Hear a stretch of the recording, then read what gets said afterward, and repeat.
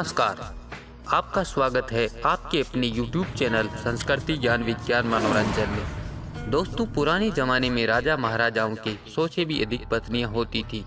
वो अपनी पत्नियों को कैसे खुश रख पाते थे, ये सवाल हर किसी आदमी के मन में आता ही है। वह ऐसा क्या करते थे, या उनके अंदर ऐसा क्या था, या कौन सी शक्ति थी जिससे वह अपनी पत्नियों को आराम से खुश रख पाते थे। इसी के साथ बात ये भी है कि आखिर राजा महाराजा इतनी शादियां करते क्यों थे। इन सभी सवालों का जवाब जानते हैं इस वीडियो में। यदि आप भी इस बारे में जानना चाहते हैं तो बने रहिए हमारे साथ, क्योंकि वीडियो आगे बहुत ज्ञानवर्धक और इंटरेस्टिंग होने वाला है।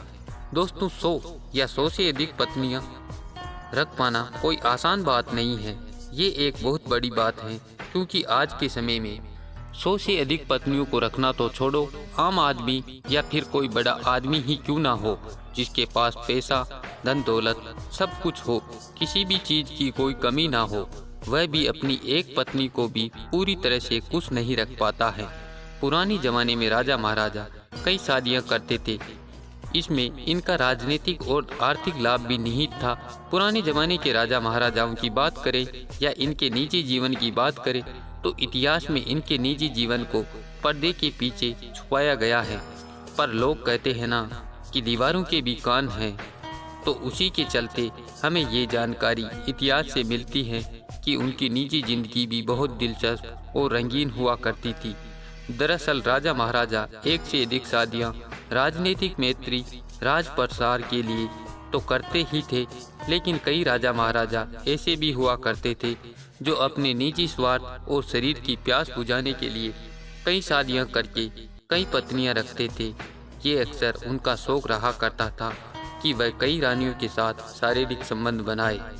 पुराने समय में राजा महाराजा अपने शारीरिक संबंध को खुशनुमा और रंगीन मिजाज बनाने के लिए बहुत सारी शादियां करते थे और फिर अपनी रानियों को अलग अलग तरह से शारीरिक संबंध में श्रेष्ठ करते थे, जिसके चलते वह हर एक रात अलग अलग रानी के साथ बिताया करते थे और वह रानियां अपने राजा को अलग अलग तरह से खुश करने की कोशिश करती थी। जो ज़्यादा अच्छे तरीके से राजा को खुश करती थी, राजा फिर उसी को ज़्यादा प्रेम करता था और ज़्यादा समय बिताता था। हर रात अलग अलग तरकीब लगाकर राजा को खुश करने पर ही रानी के कक्ष में राजा अधिक समय बिताता था। जहाँ तक सेक्स पावर की बात है तो पुराने समय में राजा महाराजाओं के पास बहुत बड़े बड़े आयुर्वेद और हकीम होते थे, जो ऐसी ऐसी दवाओं के जानकार होते थे जिससे आदमी सदा नौजवान और शारीरिक रूप से बलवान बना रह सके। इसलिए इन सब कारणों से राजा महाराजा 100 से भी अधिक पत्नियां रख पाते थे। आज के समय की बात की जाए तो आज के समय में आयुर्वेद चिकित्सा के जानकार गिने चुने हैं, और जो दूसरी दवाएं बाजार में मेल पावर बढ़ाने की होती हैं, इनसे लाभ के साथ साथ कुप्रभाव भी होते हैं, जिस कारण कुछ समय बाद या लगातार इन दवाओं के सेवन से शरीर पर विपरीत प्रभाव पड़ता है और आदमी कमजोर और दुर्बल हो जाता है। दोस्तों, पुराने समय और वर्तमान समय में बहुत अंतर है। उस समय आदमी दीर्घायु हुआ करते थे।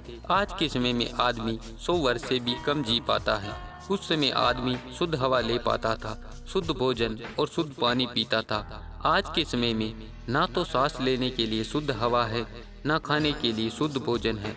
सब में मिलावट पर मिलावट की जा रही है। पानी से भी पानी के पोषक तत्व निकाल लिए जाते हैं। पुराने समय में राजा महाराजा उत्तम स्वास्थ्य और शुद्धतम जीवन जीते हुए बलवान और शक्तिशाली थे, इसलिए वो 100 से भी अधिक पत्नियां रखते थे। आप इस बारे में क्या सोचते हैं? आप भी अपने विचार कमेंट करके ज़रूर बताएं। वीडियो को ज़्यादा से ज़्यादा लाइक शेयर करें और चैनल को सब्सक्राइब जरूर करें। धन्यवाद। जय हिंद।